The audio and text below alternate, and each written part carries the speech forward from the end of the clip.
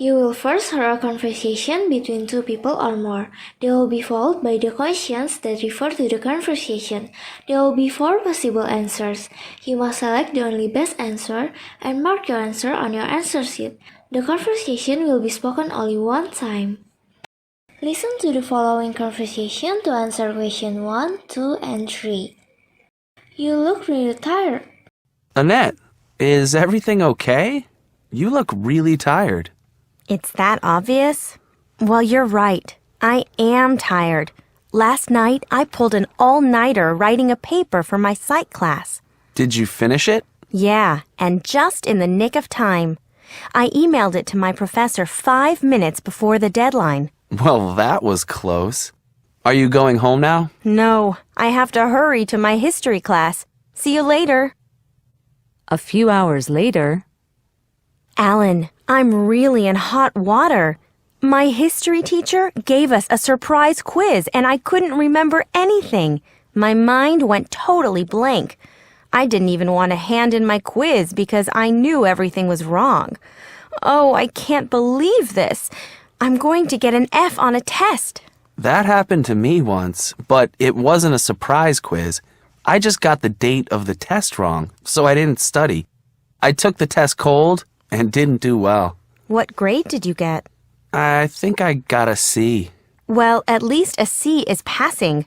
I'm going to get an F. Listen, Annette, you need to take it easy. For all you know, you passed the quiz. So why don't you go home and take a nap? That's a good idea. But I have another class at 2, and we're going to have a test. I need to go to the library to hit the books. What a day you're having. You can say that again. Question 1. What does the woman mean when she said, "I'm really in hot water"?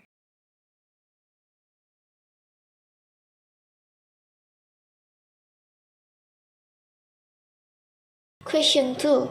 What can be inferred from the conversation?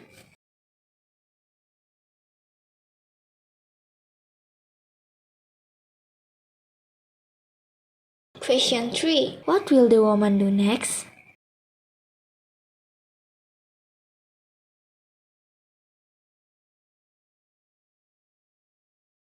Listen to the following conversation to answer question 4, 5, 6, and 7. Welcome to Language International. Welcome, everyone. Welcome to Language International. My name is Mrs. Watson, and I am the Centre Manager.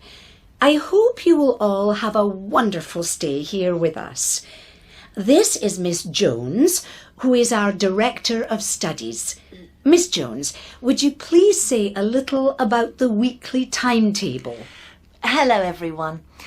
As Mrs. Watson said, I am the Director of Studies here at Language International. Could you all now please turn to page 5 in your folder, where you can see the weekly timetable.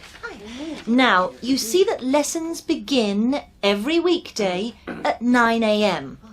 The first class every Monday is grammar practice, followed at 9:45 by a visit to the language laboratory. There is a break from 10:30 to 11, and then you have a double lesson of speaking skills. Tuesday morning begins with presentation skills.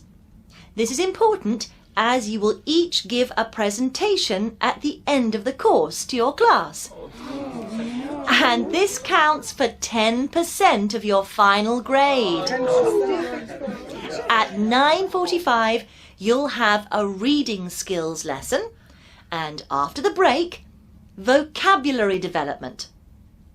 In the afternoon, starting at 1:30 p.m, you'll go to the library. In the library lesson, you can read, watch a video, or practice grammar. On Wednesday morning, you have listening skills, and then what we call current affairs, where you'll listen to the news on the radio and discuss what's going on. After the break, it's another double lesson of speaking skills. Thursday morning begins with pronunciation, then a special Life in Britain class, where you will learn about British culture. After the break is grammar practice once again. Finally, on Friday morning, in the first lesson, you will practice writing skills, followed by a lesson in the computer room. After the break is the weekly review period, where your teacher will help with any problems you may have. Oh, and don't forget you can study on your own in the library every weekday from 3:30 to 6 p.m. as well if you wish. Thank you, Miss Jones. Now, I'd like to introduce you to Mr. Brown, who is the social organizer. Thank you, Mrs. Watson. Hello, everyone. I'm Mr. Brown, and it's my job to make sure you have some fun while you're here too.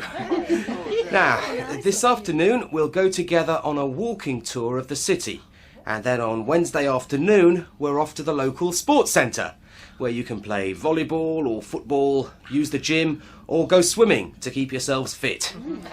And on Friday afternoons we have a film club. This week's film is Spider-Man. On Saturday, we're going on a day trip to Oxford, leaving here at 8:30 in the morning. Please don't be late or we'll go without you. And finally, on Sunday, we're off to London, leaving at the same time. If there are any other things you'd like to do while you're here, then just ask me and I'll see if I can help. Question 4. Who is Mrs. Jones?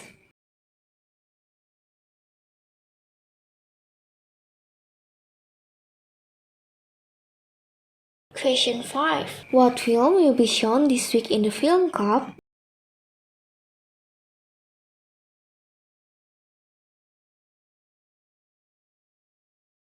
Question 6. What classes will they attend on Monday?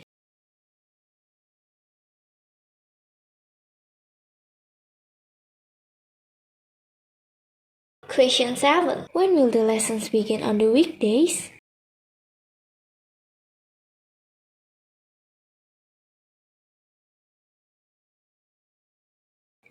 Listen to the following conversation to answer question 8, 9, and 10. School life. This coffee is really strong. I like it that way. So do I.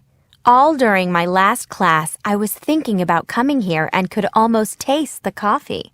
Sounds like it wasn't too exciting. I was bored to death. I'm in that class only because it's a requirement, so I have to stick it out. The problem is, the professor doesn't know how to spark our interest. She just walks in and lectures. There's no discussion. What a drag. Don't people ask questions? Oh yeah, once in a blue moon. But I always see an awful lot of people doodling, and I can tell their minds are wandering. Do you have any classes like that? I have only one big lecture class, World History, and the professor's the best. It's so interesting. I'm always on the edge of my seat. And when we have discussions, the room is filled with electricity. I'm jealous. Too bad I already took history. You know, one day it dawned on me that I was lucky to be in her class because I found myself thinking a lot about what she said. Did you ever have a teacher like that? I'd have to think about it. I don't know. You should come with me to class sometime, just to see what I mean. Sounds like you're in love with her, Steve. Very funny. She could be my grandmother. Anyway, I guess what it really comes down to is her enthusiasm for the subject. She just loves history. I remember at the beginning of the semester, I was fooling around a lot and not taking anything in school very seriously. I bombed the first history test, but then I buckled down because I started really enjoying school, especially her class. You've got me really curious about this teacher. I think I'll take you up on your idea to visit your class. When does it meet? Question 8. What does the woman's problem?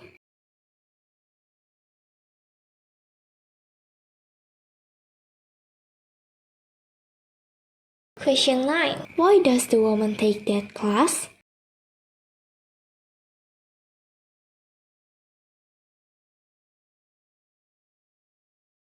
Question 10. What does the woman mean when she said once in a blue moon?